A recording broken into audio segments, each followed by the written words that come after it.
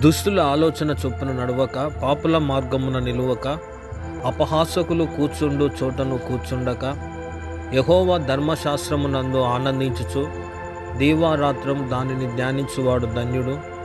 అతడు నీటి కాలువల యొరను నాటబడినదై ఆకువాడక తన కాలమందు ఫలమిచ్చు చెట్టు వలె నుండును.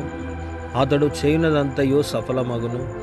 దుష్టులు అలా ఉండక గాలి చెదరగొట్టు పొట్టు వలె నుండురు. కాబట్టి న్యాయ విమర్శలో దుష్టులును, నీతిమంతుల సభలో పాపులును నిలువరు.